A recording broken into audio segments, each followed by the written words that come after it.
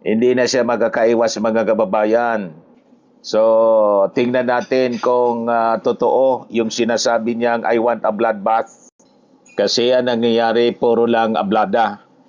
Puro lang daldal.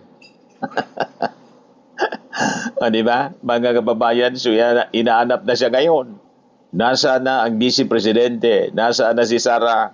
So ang tanong ngayon, may balak ba siyang mag-attend personally? May balak ba siyang sumagot?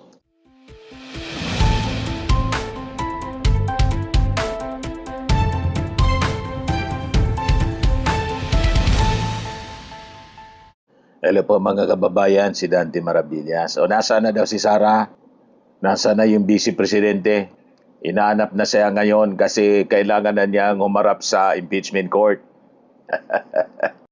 Sa Monday na mga kababayan, July 6, ang pagsisimula ng impeachment trial. Sabi dito sa Billionaire News, si Sara Duterte mga kababayan ay inuutusan ng impeachment court na mag-appear. Vice President Sara Duterte has been directed to appear personally or through counsel before the Senate Impeachment Court on July 6 at 2 o'clock in the afternoon when her impeachment trial is set to begin. Ito yung notice mga kababayan na pinalabas ng impeachment court. Sabi diyan, to Honorable Sara Zimmerman Duterte, notice pursuant to Rule 7 of the Rules of Procedures, Rules of Procedure on the impeachment trials in accordance with the writ of summons issued on May 19, 2026, directing you to appear before the Senate of the Philippines upon notice and to abide by, obey, and perform such orders, directions, and judgments as the Senate of the Philippines shall make in the premises according to the Constitution and laws of the Philippines. You are hereby notified the trial will commence on the 6th day of July at 2 o'clock in the afternoon and are further directed to appear on said date in person or through counsel before the impeachment court at the session hall of the Senate of the Philippines, Pasay City, issued on July 2, 2026 at Pasay City, Philippines. Hindi na siya magkakaiwas mga kababayan. So, tingnan natin kung totoo yung sinasabi niyang I want a bloodbath. Kasi ang nangyayari, puro lang ablada. Puro lang daldal. Di ba? Mga kababayan, so inaanap na siya ngayon. Nasaan na ang Vice Presidente? Nasaan na si Sara? So ang tanong ngayon, may balak ba siyang mag-attend personally? May balak ba siyang sumagot? Ang magpe-preside po ng impeachment trial si Senate President Sherwin Gatchalian. Nagsalita na si Sherwin. Ako yung magpe-preside. Kayang-kaya yan ni Sherwin Gatchalian. So ngayon, inaasahan sila na gagamit ng mga delaying tactics. Pag-question sa mga jurisdiction, tulad ng style ng kanyang tatay doon sa ICC. At saka siyempre yung mga legal technicalities upang patagalin ang 92 days na takbo ng paglilitis sa halip mga kababayan na harapin yung katotohanan. Yan ang inaasahan ng publiko ngayon. So nakita natin mga kababayan, winasak ni Sara Duterte mismo ang kanyang sinumpaang tungkulin dahil po sa 4 na mabibigat na akusasyon na binalangkas po ng Kamara, yung 4 na articles of impeachment laban sa kanya. Una yung misuse of confidential funds involving 612.5 million pesos. Yung hindi may padiwanag na yaman na tinatayang bilyon-bilyon. Yung na-detect po 6.77 billion yung nakita ng AMLAC. Yung graft in corruption sa DepEd, pagsangkot sa kanya sa manumalyang transaksyon. Kabilang na dito yung overpriced na mga kagamitan at aligasyon ng bribery sa DepEd. Then siyempre, yung pang-apat, yung pagbabanta, grave threats sa ating Pangulo na banta na rin po sa national security. Pagbabanta niya sa ating Pangulo, kay Lisa Marcos at saka kay dating Speaker Martin Romualdez. Isa pong gawi na labag sa pambansang seguridad. So si Sara ay isang masasabi nating kauna-unahang jet setter at isang absentee vice president. Binansagan siyang Sara the Explorer kasi layas ng layas, travel ng travel, mga kababayan, at wala mang napala ang Pilipinas sa kanyang kaka-travel. Puro pampersonal. Palaging nawawala, mga kababayan, sa mga kritikal na sandali ng ating bansa. Habang ang mga Pilipino ay dumadanas sa matinding krisis at kalamidad, na sa pag-travel si Sara, abala siya sa mga biglaan na mga pagbiyahe sa ibang bansa na kung saan wala man pong malinaw na diplomatikong pakinabang. Tapos pagbalik, makikita mo sa mga lamay.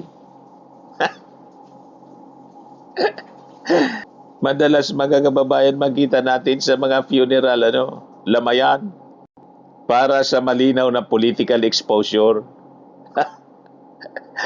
Yun ang gawain ni Sara.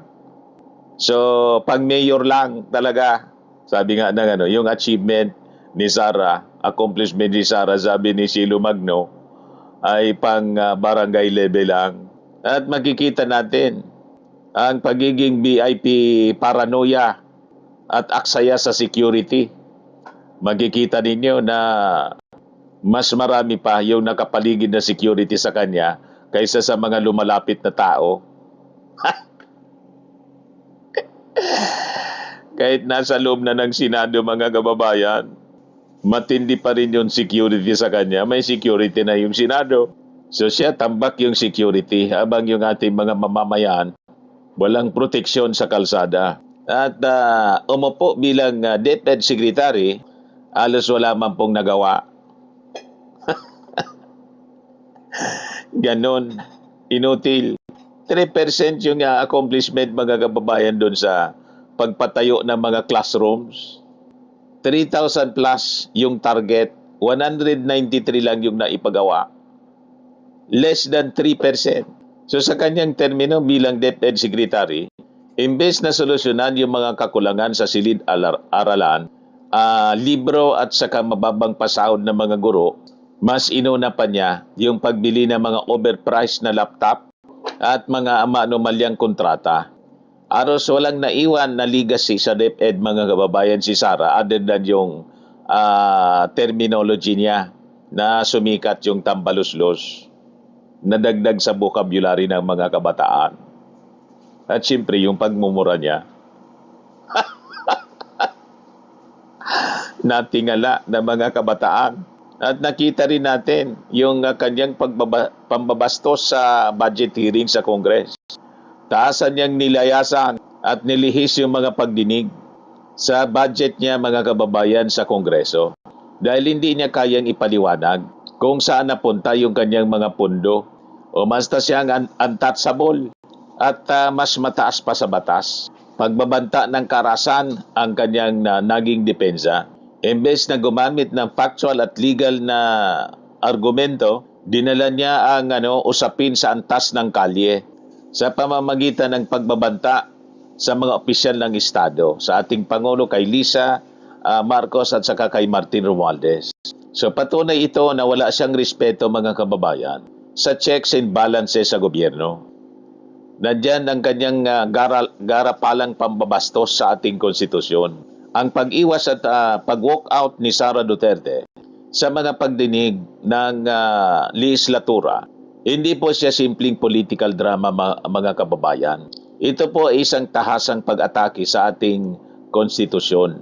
Bilang isang abogado, alam niya yung power of the purse ng ating Kongreso, at saka siyempre yung oversight function ng mga mambabatas ay isa pong sagradong haligi ng ating demokrasya. So ang kanyang pag-asta, mga kababayan, na parang siya exempted sa pagsagot ay isang patunay mga kababayan ng isang diktatorial na mentalidad. Ayaw niyang tinatanong. Ito po ay walang lugar sa isang sibilisadong pamahalaan. Kung wala pong tinatago si Sara Duterte, so bakit ang kanyang sagot, ang unang tugon mga kababayan, ay magpadala ng hukbo ng mga mamahaling abogado para maghain ng mga harang, questionin po ang jurisdiksyon at gumamit ng mga procedural delay. Ang tunay na leader mga kababayan na may malinis na budhi ay humaharap po ng mata sa mata sa kanyang mga taga-osig. So ang paggamit ng kanyang legal team ng mga technicalities mga kababayan ay isang dipaktong pag-amin na hindi kaya nilang idepensa ang substance ng mga akusasyon ng korupsyon.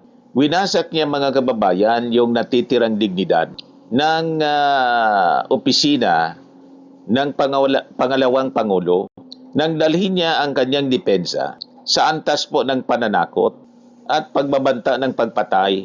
Ang isang pampublikong opisyal mga kababayan na hindi kayang magpakita ng basic na respeto sa kanyang kapwa-opisyal at sa batas at sa mismo mga mamamayan na nagpapasahod sa kanya ay walang moral na karapatan na mamuno sa ating bansa. Siya po ay isang absentee leader kapag may trabaho. Subalit, isang agresibo na warlord kapag sinisingil sa kanyang mga pananagutan. So, opisyal na mga kababayan na nag-issue ng writ of summons ang Senate Impeachment Court para obligahin mga kababayan siya na sumagot ng direkta. Wala na siyang takas o idadahilan. Ang impeachment trial ang tanging paraan po upang panagutin ang isang abusadong opisyal. Hindi po ito pwedeng idaan sa mga scripted press conference. Ang paggasta ng pera ng mga mamamayan, kailangan niyang umupo sa silya ng nasasakdal at patunayan po ang kanyang kalinisan. Kung mayroon man, ang impeachment trial mga kababayan ay hindi isang political na laro. Ito po ay isang legal na pader kung saan ang mga pambabastos, pagtakas at talamak na korupsyon na kinasangkutan po ni Sara Duterte ay wala na pong mapagtataguan pa dahil ang batas mismo po ang hihila sa kanya pabalik upang managot po sa bayan. Ganon po yon mga kababayan. Ito naman po manifestation mula sa prosecution. Sabi dyan, the prosecution in compliance with the pre-trial order dated June 29, 2026, particularly the requirement to furnish the impeachment court and the respondent at least 3 days prior to the scheduled presentation, the list of witnesses for the hearings on July 6, 7, and 8, 2026 respectfully submits the following list of witnesses. Kasama po si Attorney Jeremy Lotok, Regional Director ng National Bureau of Investigation, Bangsamoro Administrative Region for Muslim Mindanao. Tapos John Mark Kalilong, Senior Agent, National Bureau of Investigation, Cyber Investigation in Assessment Center, Pasay City. Captain Belinda Bello, Executive Director, Legislative Security Bureau, Sergeant at Arms, House of Representatives. Respectfully submitted, Quezon City for Pasay City, Philippines, July 3, 2026. So sabi dyan, prosecutors will open the impeachment trial versus Vice President Sara Duterte on Monday with NBI and House of Representatives officials. Their manifestation said, the prosecution has said it will start with Article 4 of the impeachment regarding threats made against the President, First Lady and former House Speaker Martin Romualdez. So, yun ang una sa tatalakayin mga kababayan. Yung pagbabanta ni Sara Duterte sa ating Pangulo. Kaya mga taga-NBI, yung mga witnesses mga kababayan, i-validate kasi, binalidate na nga yung video, recorded mga kababayan, na nakuha sa press conference online ni Sara Duterte. So abangan natin mga kababayan kung pupunta si Sara sa Monday o hindi.